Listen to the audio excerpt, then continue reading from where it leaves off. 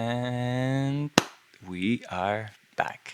Hey everybody, my name is Sergio, and today I will walk you through my process as I edit and create a video out of a series of photos that I am titling Nkel. And first of all, I would like to share that this photo belongs to a much larger body of work that I've been producing for the past 3 or so years. And currently, I am in the process of publishing this work first through a newsletter, as well as by sharing some reels and stories in my Instagram. And if you would like to be updated and stay on the loop of how this story develops, well, please subscribe in the official website of this book called Strange Visitations. And the only thing you have to do is go to the official website, www.strangevisitations.com, and sign up with your email to receive all the newsletters I will be releasing that will include behind the scenes stories as well as images,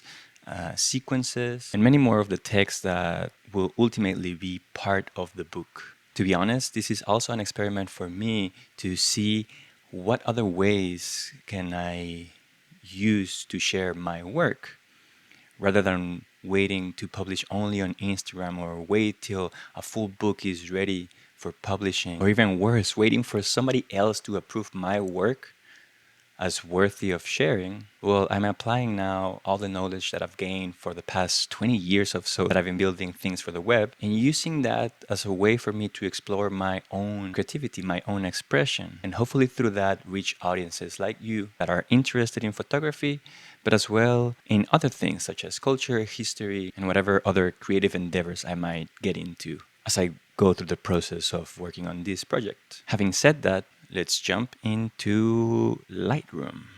Here you are seeing 65 different takes that I made of a single scene. And the reason why I am working on this is because this scene was one of the first moments in which I realized that I had a potential project in the things that I was seeing. But at the time, I was still not very sure or confident that I could really take this path without being judged by the street photography community or whoever other sorts of voices of authority I was trying to ascribe to. So for a long time, every time I would go down to the city to take photos, I would pass by this scene and look at it and think, damn, there's something in there, and keep driving because I wouldn't dare to just stop and take the risk of exploring what it was that was calling my attention there. So finally, after many weeks or even months of passing by this same scene over and over again, I finally dared to stop. And once I started shooting, I was so nervous and anxious about making sure that the shot was perfect, that I didn't miss this opportunity of whatever it was that I was seeing. And of course, that I didn't make a fool of myself. I was so obsessed with this that, well, I kept shooting over and over and over again. Originally, after going through these 65 photos and filtering through the ones that I like or I didn't like, I ended up settling with only 4 photos out of this 65 set of images. But as I said, I am currently exploring different ways of using photography as a medium. Most of the times we present images only as a single image or as a sequence of images serialized one next to each other. At the same time, I've already done a few other projects in which I'm using things like time lapses, which are still technically photographs. And I realized that I could do something like this with this particular image. So rather than thinking of it as a single perfect image that I decided to share with the rest of the world, well, why not lean into this anxiety, into this obsession with perfection, and let the 65 images become a sort of time lapse of a moment in time. So, yeah, I'll start by re-editing these 65 images, and I don't want to spend too much time, at least right now. So let's see how it looks so far.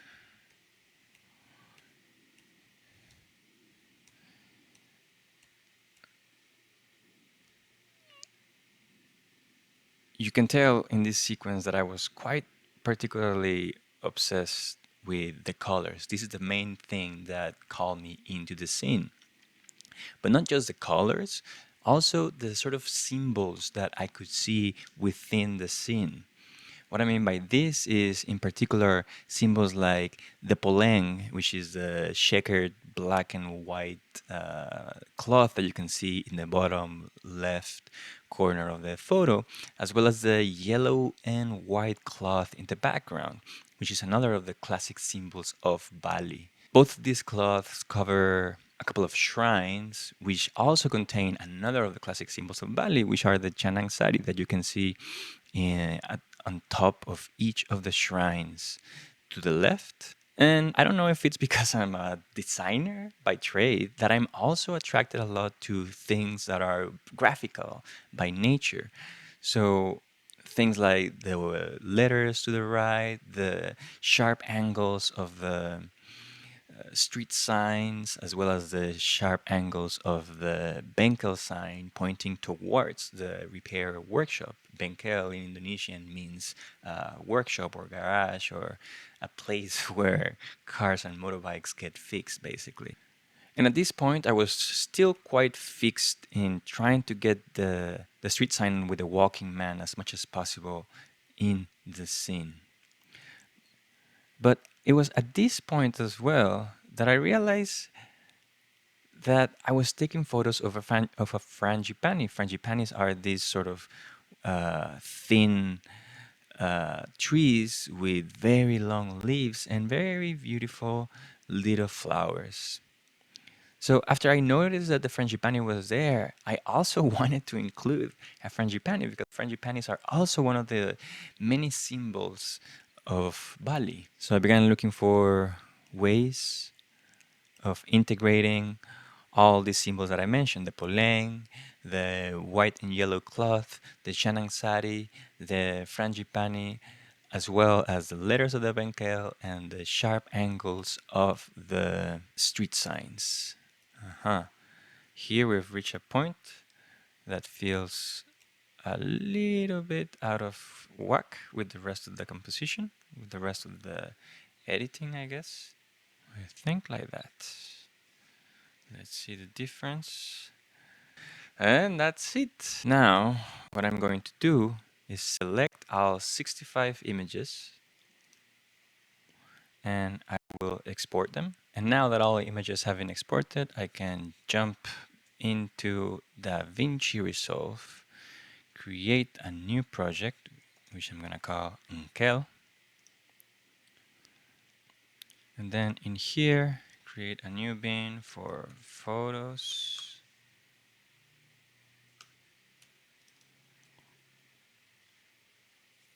And inside this bin, import all the 65 low-res files that I have exported. Create, back in master, I will create a new main timeline. And once I have the main timeline, I will simply import all 65 images. Once I import all 65 images, I am going to change the duration of the clip to just 3 frames. And we can start testing how that looks. You see, it already has that sort of time-lapse vibe. I can even try to loop it.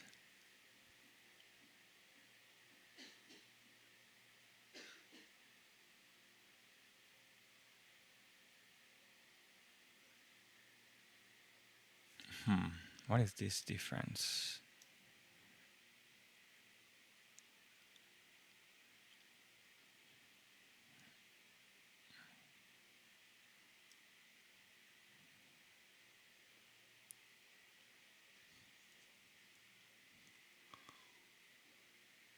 Huh. What happens if I change it to 2 frames? Yeah, 2 frames is too fast.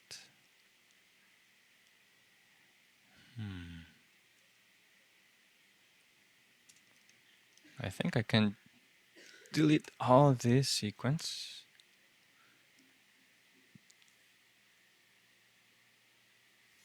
There's another one that is different as well. This one.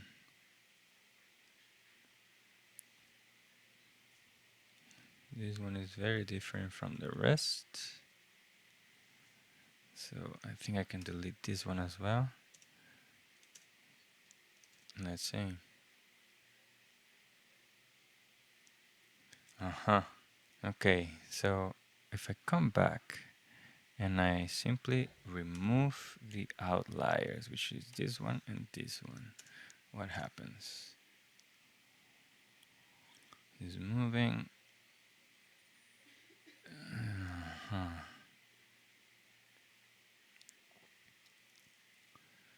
It's very different vibes in these both. And ultimately, the photos that I published were from this last sequence. So yeah, I will definitely remove this side and just stick to this side. 5 seconds only, or 3, how much? 3 seconds, barely 3 seconds. Yeah. As much as I wanted to keep the man in the graphic staying within the frame, I find this angle a lot more compelling. So yeah, let's stick to this. Now, next, I'm going to duplicate this main, duplicate timeline, and I'm going to make it into a reel because you know all content creators now need to create reels. Anyway, I will change the timeline settings to vertical resolution and make sure that the image scales to fit.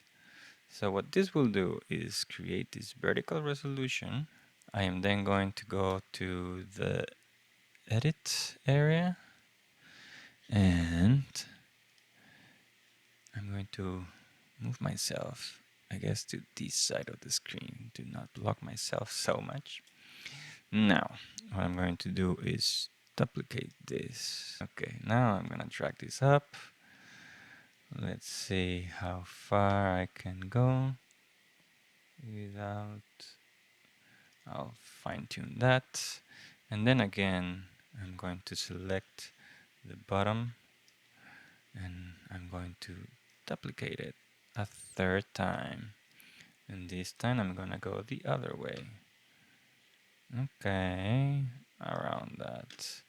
Let's see what happens if I do this. Give a little bit more size. Oi, this is not playing nice.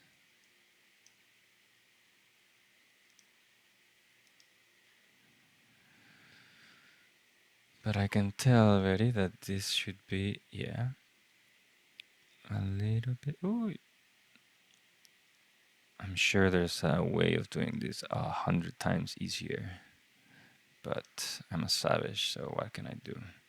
Just select this whole thing, and there we go. Okay. Ooh.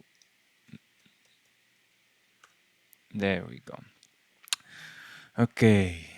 So now we have 3 exact frames. Cool. Sadly, that is not precisely what I want. So what I'm going to do, we have, how many frames do we have? 29, almost 30. Huh, it's not bad. So what can I do? I'm gonna move 10 out of frame. So 1, 2, 3, 4, 5, 6, 7, 8, 9, 10. So this I will move, and this whole thing I will move back, and then I'm just gonna paste it. And then from this side, I'm gonna take another 10. 2, 3, 4, 5, 6, 7, 8, 9, 10. Take that away. And then move this to the end. And again, paste that. So now, hopefully, It should be a little bit. Yeah, boy. So that's exactly what I was looking for. Cool. Yeah. All right. So this means that the reel is already done, which means that I can start exporting. Oh, is it 8? Yeah. So I'm gonna add this reel, and that's it.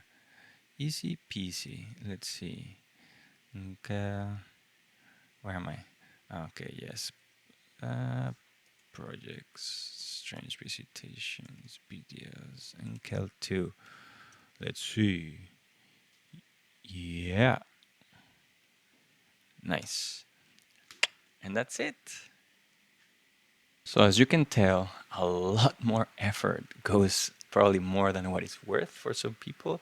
But to me, this is an important part of the creative process, and it's an important part of exploring, like I said earlier, the medium of photography in different ways. In this case, for me, rather than trying to be perfect every time, well, why not lean into these imperfections and use them in other creative ways? I hope you have found value in seeing this process. And of course, please subscribe if you want to be part of this story as it continues to develop. And go and visit strangevisitation.com to subscribe your email and start receiving the related newsletter that will start being published by the end of this week. I hope to see you there. And if not, well, I'll see you here next time. Peace. Hayu jaga